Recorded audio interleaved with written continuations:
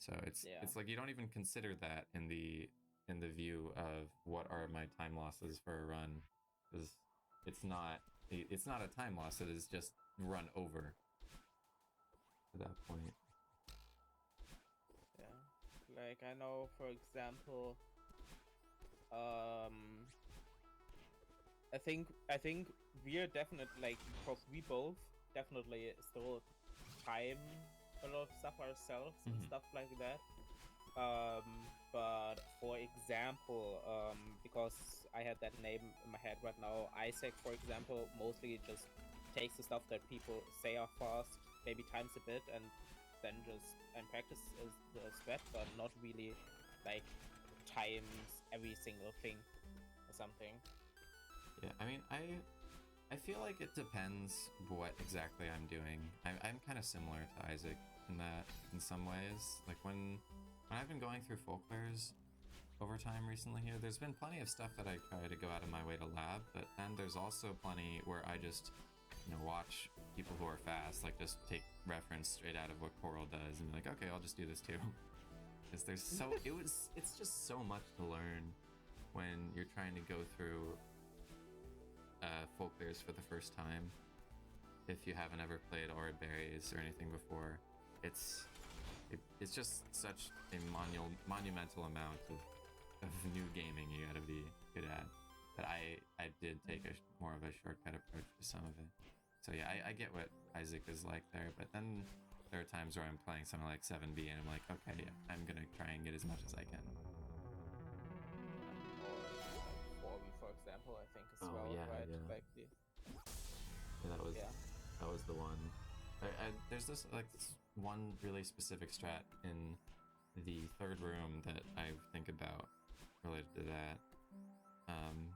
Yeah, just for some context for when we're talking about 4B here, in February of this year, February 2022, maybe was it end of January or beginning of February-ish that this really, like, the whole thing blew up.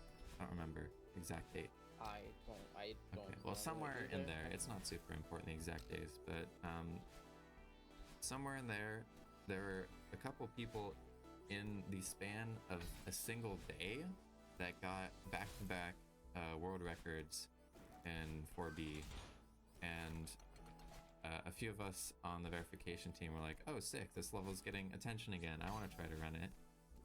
So Tio, Talia, and myself all just kind of jumped at the opportunity, because we also noticed that the real world record, which was removed from superhero.com by Aurora, I think we talked about that at one point, so I'm not going to hash over it again here. Okay, yeah, that conversation's already been had in the previous episode. But so the real world record was still not beaten.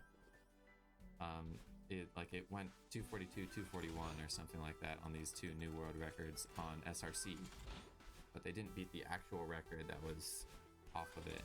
And we thought, hey, let's try and push it back down below that. So we all jumped on the bandwagon of 4B there, and just kind of were grinding that over the course of the next few weeks.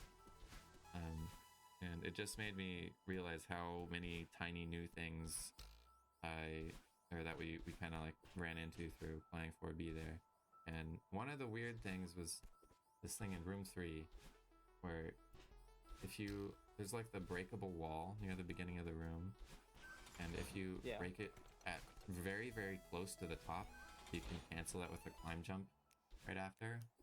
But you have to both break it very near the top, then cancel it with a tiny climb jump where you barely tap jump, but you also can't press jump too early because there's the freeze frames of the block, and it was this whole weird thing that was pretty hard to get used to. But it's like there's so many of those tiny things, and it only saved like 0.2, I think, maybe a quarter second. But there's so many of those tiny things that are really hard, but at first at least, but that are throughout the course of the entire game, that it is hard to just time things yourself sometimes and try and find every little thing like that. So huge props to people who are dedicated enough to actually go over every inch for that. Yeah, but this is a good opportunity to talk about the whole 4B thing while you brought this up, because we wanted to talk about that anyway. Yeah, sure. We can transition into that. But yeah, perfect. You knew what this episode was going to be about. You didn't have a plan, by the way. We don't need a plan. We're just here to hang out and have a good time talking about Celeste. Yes, exactly. But yeah, we just said we just said in the VC. Actually, we saw the new runs in the queue, and yeah, that we all three, like Talia, you and me, like were like, oh yeah, we're gonna push this level. That was so fun. Like we like all three of us just labbed strats, shared strats with each other and with each other. Yeah, I'm very happy with that. Because on top of that, it also got other people interested in. So it was this whole, yeah, I guess bandwagon effect of everybody's playing a level. There's huge sudden interest in it, so more people are labbing it. And then I don't know who labbed the other coin skip in the end. Well, I thought he posted it, but he said it wasn't his idea. And it just ended up getting called Zcadd coin skip because he was the one who posted it for them, like just in the